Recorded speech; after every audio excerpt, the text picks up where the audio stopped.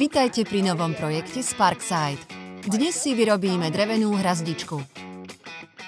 Návod na montáž, zoznam potrebného materiálu a náradia nájdete ako vždy v popise.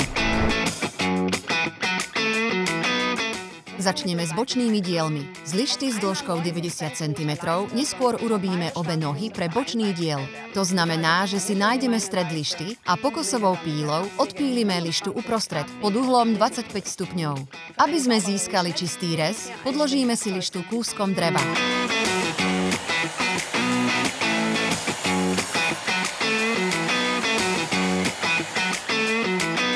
A samozrejme odpílime si tiež hneď aj priečnú spojovaciu tyč z guľatiny. Teraz si spojíme bočné diely. Urobíme to tak, že si forstnerovým vrtákom prevrtame oba diely.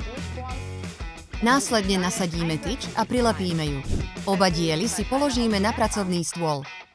Od oka si to zarovnáme tak, aby to bolo pekne stabilné a označíme si miesto, kde sa lišty pretínajú. V tejto časti si označíme stred.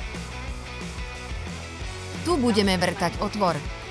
Keďže tyč z guľatiny má priemer 20 mm, použijeme Forstnerov vrták 20 mm.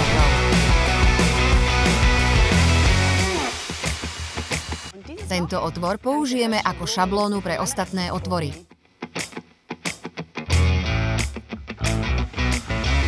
Teraz už presne vieme, kde máme vrtať. A aby sa nikomu nič nestalo, pomocou excentrickej brúsky skosíme hrany.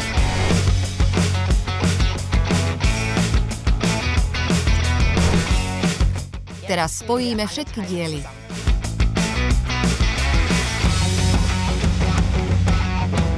Bude to chcieť trochu sily.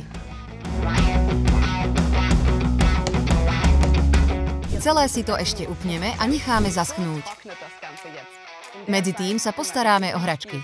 Teraz už len stačí zavesiť na hrazdičku obľúbené hračky vašich najmenších. A máme hotovo. Máte na to.